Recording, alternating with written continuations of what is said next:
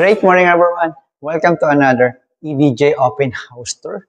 Today, we're here in Taytay Rizal to check it out. Newly built modern single house and lot. Specs of this home. Lot area is 152 square meter. Floor area is 223 square meter. 4 bedrooms, 3 toilet and bath, 2 carport, and 1 courtyard. Before we start our tour, please like and follow EDJ Facebook page, Reel, TikTok, Instagram, as well my EDJ YouTube channel. So you'll be notified every time I drop a video. Now guys, let's start our open house tour.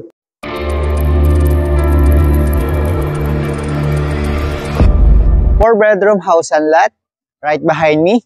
Inside po dito sa Havilah, Taytay Rizal. Itong house and lot is 2-story. Tapos ito, mayroon ka ditong garden. At may 4 pieces ka dito ng LED light. Ito yung beautiful fence. Ito yung panel mo ng steel. Papunta sa inyong 2-car carport. Yan guys, mayroon kang 5 steps. Papunta dito sa inyong pedestrian gate. Tara, samahan nyo ako. Tingnan naman natin yung exterior nitong house and lot. Nandito ako ngayon sa location kung saan ito yung inyong 2-car carport. Ito yung na-mention ko sa inyo na 4-panel steel gate. Naka-covered yan. Meron ka ditong skylight. Yan, kahit gabi, maliwanag pa rin dito. Or patay ang ilaw mo, maliwanag pa rin. Kasi dahil sa skylight. And then, mayroon tayong 2-panel dito. Ito, hindi ko na to siya bubuksan. Ito yung storage area. Next natin, yung open space doon. Pero bago tayo pumunta doon, ito yung large and solid main door.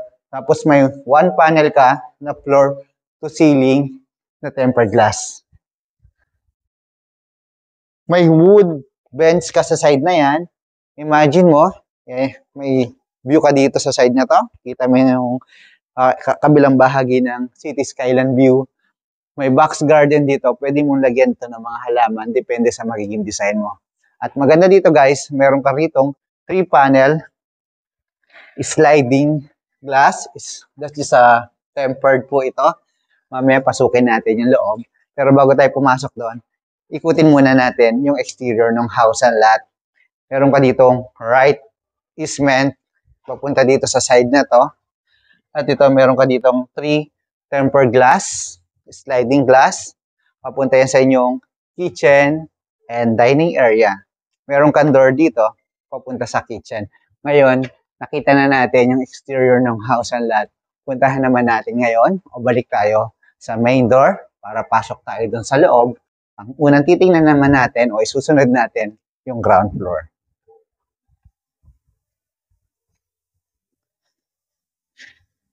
Welcome dito sa inyong large and solid main door. Tara, pasok kayo. Pagpasok mo dito, ang unang welcome sa'yo, mapapansin mo, itong courtyard dito sa gitna ng house and lot na mas lalong nagpapaganda nitong single house and lot. Imagine mo, meron kang napakagandang puno dito at dito sa taas, meron kang 4-panel na skylight. Yan, nagbibigay siya ng liwanag dito kahit patay yung ilaw mo. Yan, ilan lang ito sa mga pinipicture kong house and lot na mayroong courtyard dito sa gitna ng house and lot. Ang ganda. Yan, next natin, ito yung inyong living area. Sa living area, na-mention ko, meron kang 3-panel tempered glass, floor to ceiling. Mula dyan, mayroon kang space dito. Ito yung bench. Tapos yan, papasok yung aliwalas ng hangin dito.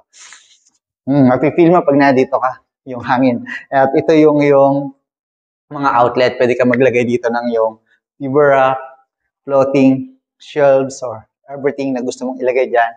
At dito naman yung couch and center table. I-close lang natin ito. Ay, pero open na natin para pumapasok yung hangin. Mas malamig. Next natin, yung dining area. Dito may provision ka na dito for light o modern light na ilalagay mo. Dito pwede ka maglagay ng round or rectangular table. Good for 6 or 8. It's up to you kung ano pwede mong i-design dyan. At ang maganda dito, habang kumakain ka, meron kang sliding glass door, 3-panel, tempered glass. Yan, tulak natin. Yan, mapapansin mo yung bamboo, galaw ng galaw. Kasi mahangin dito sa area, maliwalas. Ito yung left easement ng house and lot pag nakaharap ka dito. Next natin, right on the center, ito yung island kitchen countertop. Tapos ito yung big sink niya, yung faucet mo. May mga cabinet ka dito sa side na yan. Ito yung upper cabinet, yung range hood mo is Elva. At ito yung cooktop, and ito yung drawer mo dito. Open natin yung isa para makita nyo. Yan. Ito yung cabinet niya. Yan, bukod dyan, bago tayo pumunta dito, ito, hindi ko pa ito nakita eh. Ano ba ito? Pantry? Open natin ha. Yan. That's a pantry. No, for pantry. Tapos dito, may door ka dito, glass. Ito yung access mo dyan. Yan, lumabas lang tayo. At balik na ulit tayo dito sa kitchen. Yan, nakita na natin yung courtyard, dining and living area sa kitchen. Itong door na to, papunta to dito sa inyong utility area. Utility area mo, yan, mayroon kang space dito for ventilation. Pero yung malaking bahagi niya, naka-covered siya. Protection mo sa init, saka sa ulan na rin. At ito naman yung breaker. Dito yung sa everyday kitchen mo. Maganda dito habang naghuhugas ka, naglilinis ka. Kikita mo yung courtyard. And next, ito yung laundry area mo. At dito, continue ka dito. Yan. Mayroon ka ditong air well pa rin. Yan. Pumapasok yung hangin. May access ka dito, guys. Ito yung door. Then yung pwedeng elderly room, guest room, or office. Depende sa magiging design mo sa site na yun. Ngayon, balik tayo dito sa courtyard. Lakad naman tayo papunta dito sa courtyard at dadalhin ko naman kayo dun sa inyong guest room or elderly room.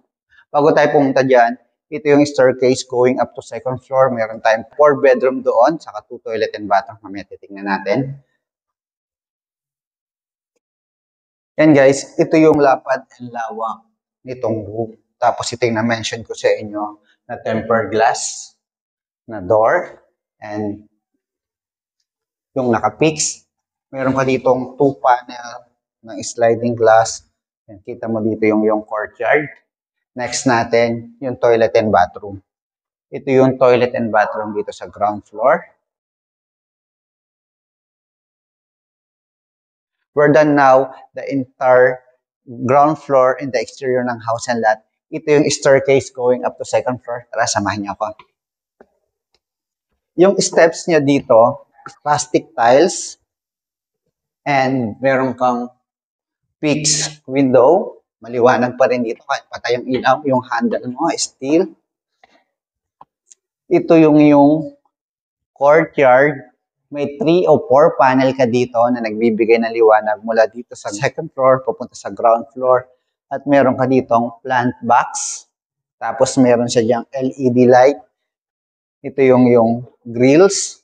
At dito guys, sa second floor, meron ka ditong bedrooms, master bedroom, and toilet, 2 toilet and bathroom, saka balcony. Yung common balcony. Ito yung hallway papunta doon. Pero unang tingnan muna natin yung first bedroom dito sa second floor. Ito yung bedroom 1 dito. Bali, ito yung bedroom 2 na. Yung total ng house and lot. Yan, ganito sa kalapad, sa kalawak. Yung taas niya, may mga LED light na dyan. Ito yung provision mo na for split type of aircon. At ito yung panel mo. Makikita mo doon yung laundry area. Tapos yung air well mo dito, guys. Next natin, itong common toilet and bathroom. Sa common toilet and bathroom, naka full tiles. Ito yung shower mo. Meron kang awning dito. Naka-tempered glass din siya.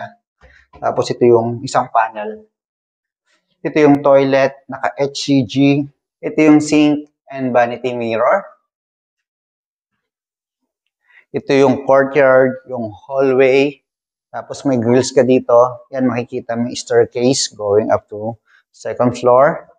Now, ito naman yung bedroom 3 natin dito sa house and lot. Sa bedroom 3, unang mapapansin mo, ito, napansin ko agad pagpasok ko. Meron kang panel dito ng tempered glass. Tapos may view ka dyan, yung hangin, pasok na pasok. Pwede mo siyang lagyan ng mga halaman dito sa side na yan. Tapos, naka-overhang siya doon. Bali, yung nasa ilalim ito yung carport.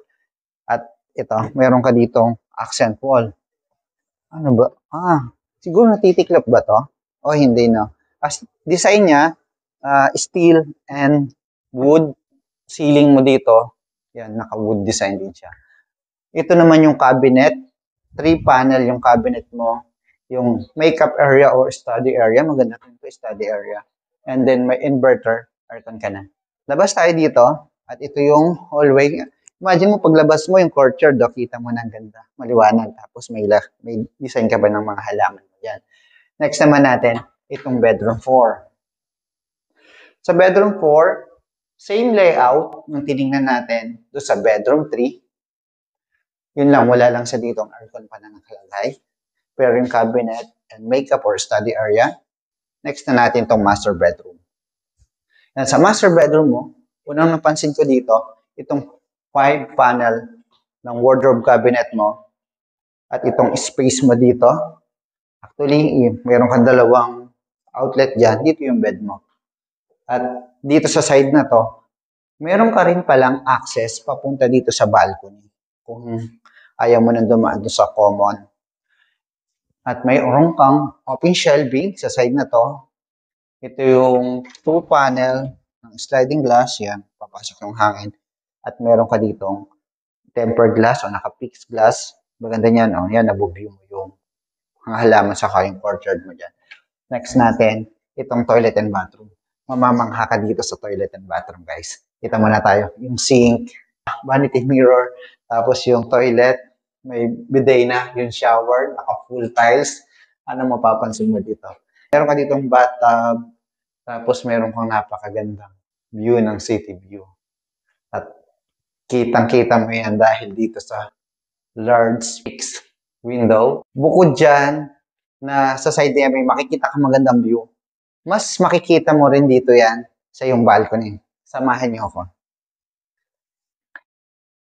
Ito yung hallway, and then ito yung pang 4th bedroom mo. Ito yung common balcony. And guys, mula dito, paglabas ko, ang unang ano ko, yung aliwalas na yung hangin niya. Tapos, meron ka napakagandang view ng city view dito sa side na to. Yan, imagine mo, pag gising mo ng umaga, meron kang ganito kagandang view. Pwede ka munang upo dito, pag maglagay ka lang ng upuan, tapos table, and then mag-coffee ka or reading a book na mga gusto mo. Yan, itong house and lot na to, nasa isang exclusive subdivisions po dito sa Taytay Rizal. Walang iba po kundi Havila.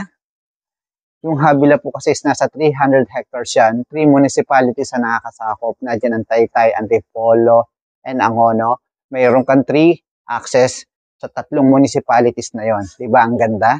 Tapos malapit lang itong area na to sa Ortigas Extension. Hindi kalayuan po ito sa Pasig City. Naghahanap ka ng house and lot na nasa exclusive subdivision, 24/7 security, maganda ang community, tapos maaliwalas ang paligid.